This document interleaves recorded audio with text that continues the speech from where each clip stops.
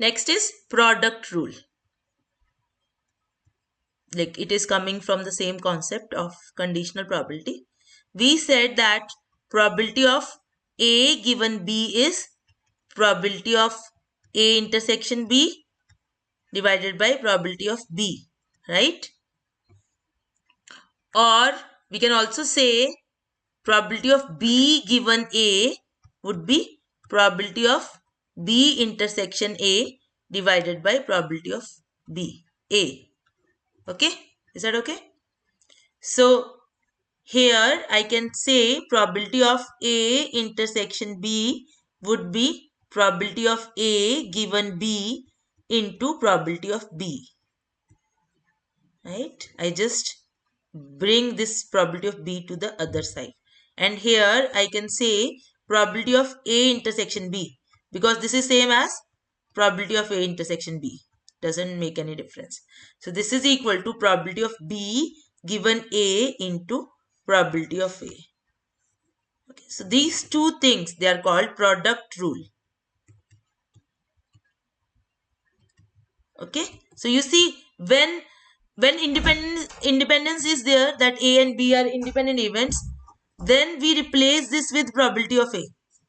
Okay, so we have probability of A intersection B equal to probability of A into probability of B, right? But when the independence is not there, then we are going to use these product rules, right? For example, let me just give you a question. Suppose that we have a fuse box containing 20 fuses.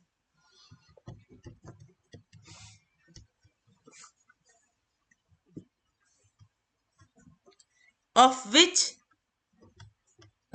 5 are defective. If 2 fuses are selected at random,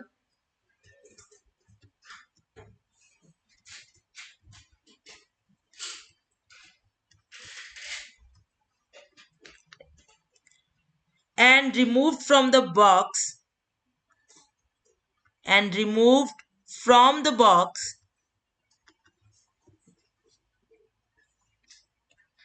in succession without replacing the first, we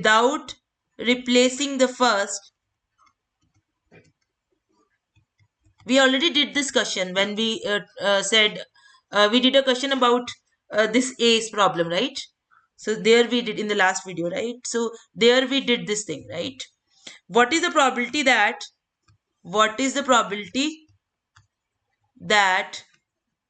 both the fuses are defective?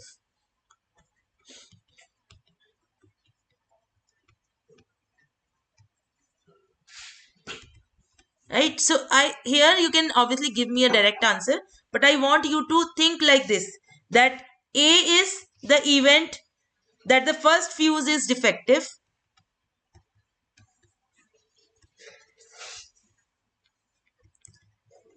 and B is the event that the second fuse is defective. Then what we are looking at here, Avni, can you tell me, beta? What is this we are looking at? What probability we are looking at?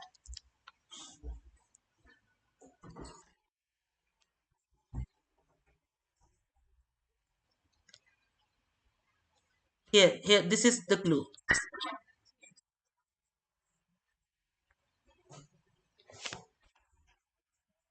Yeah, so that is A intersection B, right? So how we will do that?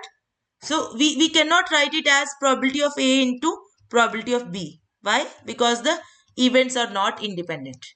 Okay? So events are not independent. So what we will do here?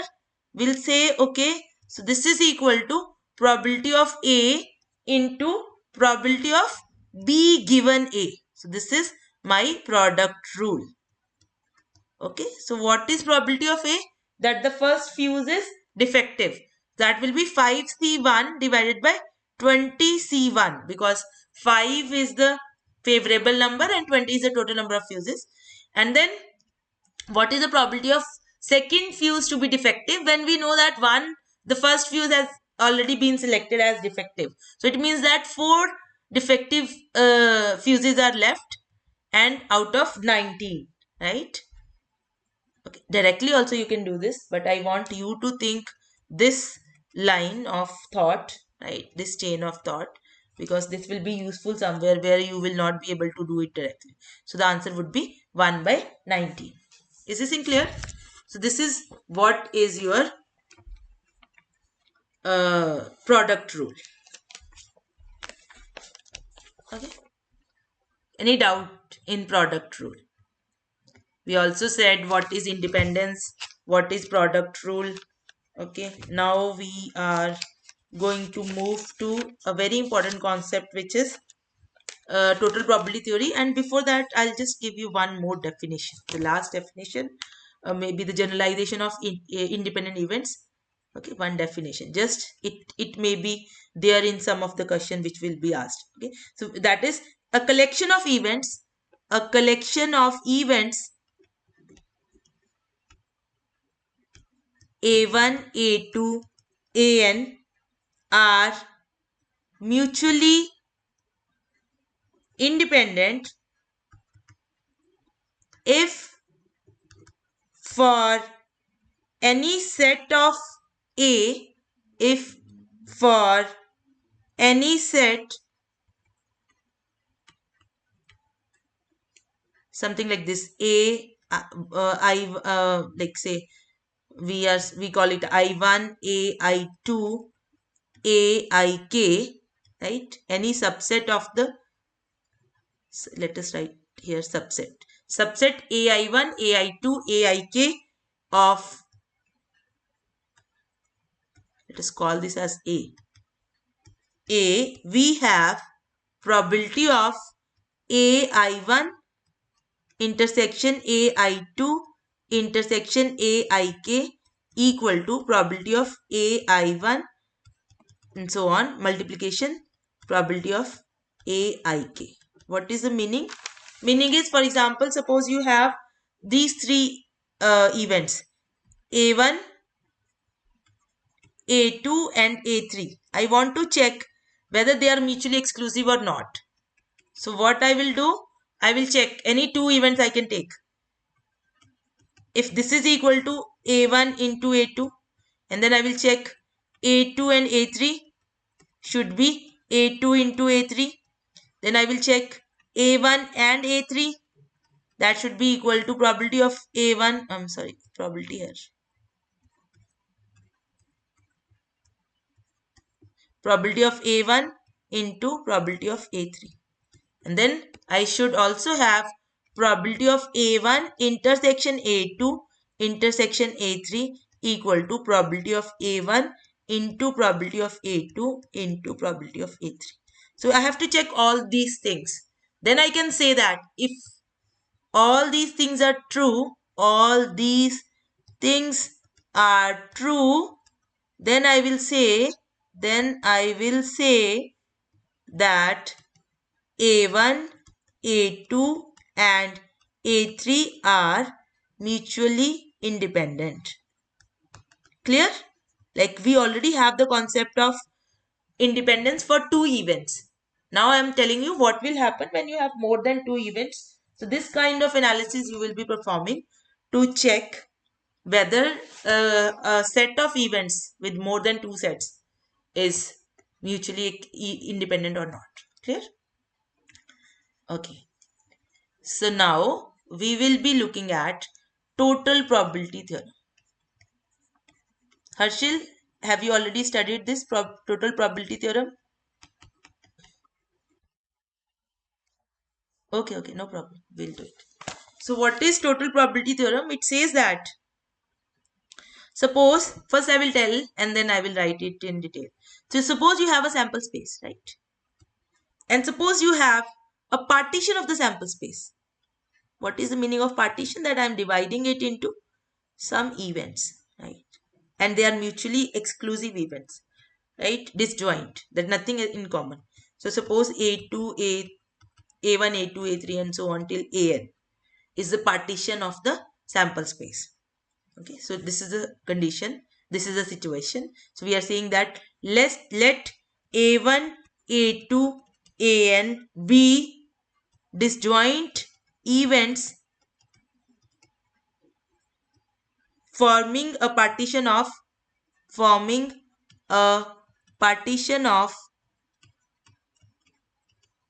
sample space S.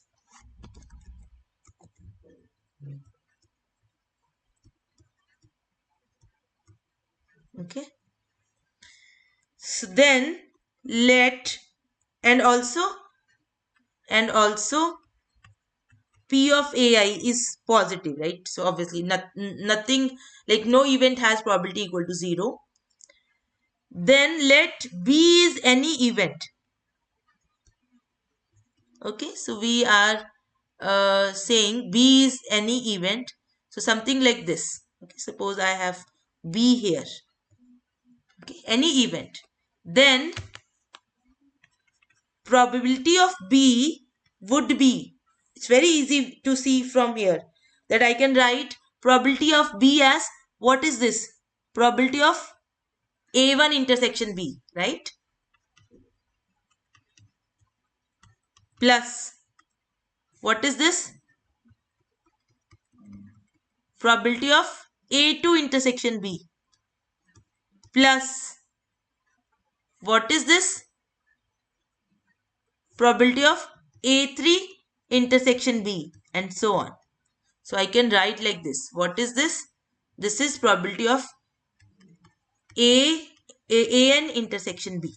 So I can write probability of B as summation I from 1 to n probability of B intersection AI. So this is called total probability theorem. This is called total probability theorem. Does that make sense? Please see if anything is not clear. Is this thing clear? I can write it further. Now here I can use product rule. So how I will write?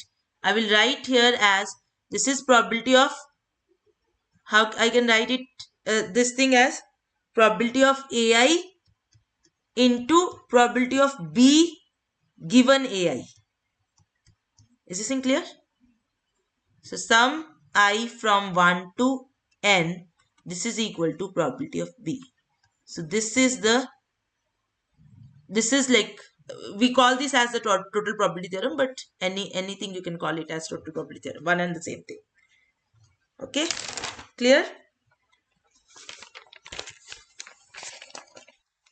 Okay, so we'll do one problem.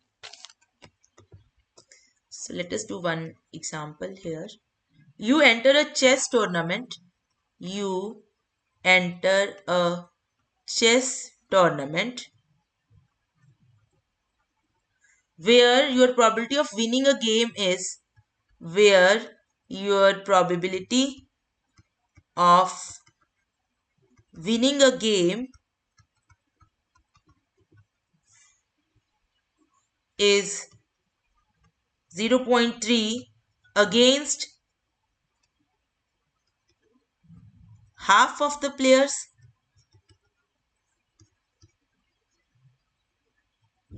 Call them type 1. 0.4 against a quarter of the players.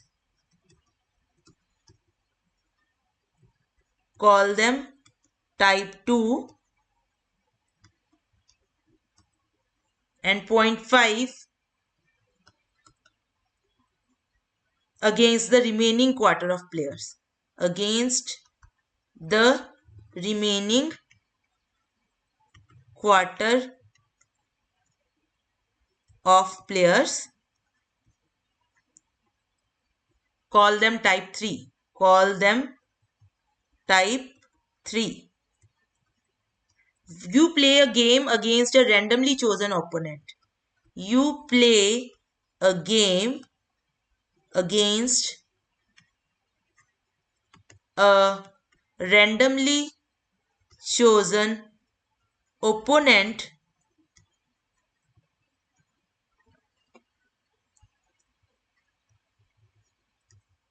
what is the probability that you will win? What is the probability that you will win? Okay, this is the last question for today. So maybe you will solve it. Can you tell me what is given? So you see, there are three kinds of players, right? So let us say probability of, what is the probability that you will play against first type of players? How much is the probability that we will play against the first type of player? How much? No. That is the probability of winning. This is probability that half, right? We will play against type 1. That is half, right? What is the probability that you will play against type 2? How much? 1 by 4, because they are saying 1/4 of the fellows are of type 2. And similarly, what is the probability that you will play against? Yeah, that is also 1. Okay, so this is the partition. So this was my sample space. Sample space was playing against any type of player. So this is half are type 1 and this is type 2 and this is type 3. Clear? So this A1, A2, A3, A1, A2, A3 is disjoint partition, right, of my sample space. Now what is, suppose B is that I win. Event B is I win. So I know I will calculate this. What is the probability of B that I win given I play against the type 1 players? That is how much it is given?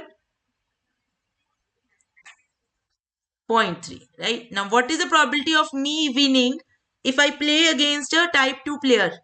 That is given to be 0.4. And what is the probability of me winning if I play against type 3 player? That is a 0.5. So now question is, what is probability of B? So I will be using total probability theorem, which is saying that this is equal to probability of A1 into probability of B given A1 plus probability of A2 into probability of B given A2 plus probability of A3 into probability of B given A3. This is the total probability theorem here, which we have written, this one. Okay. So this will be, what is the probability of A1? 0.5, and then me winning against A1 type of players is 0.3, plus this is 0.25 into 0.4 plus this is 0.25 into 0.5. So this is equal to 0.375. So this is our answer. Is this in clear? Okay. So we'll stop for today. Avni, is that fine, beta? Okay. So in the next class, like Monday we have our class, we'll finish this chapter. Okay.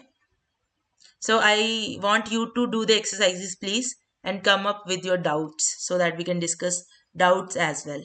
Right. So in the next class, we'll be finishing chapter 3. Then we'll move on to chapter 4. Okay, I'll stop this video.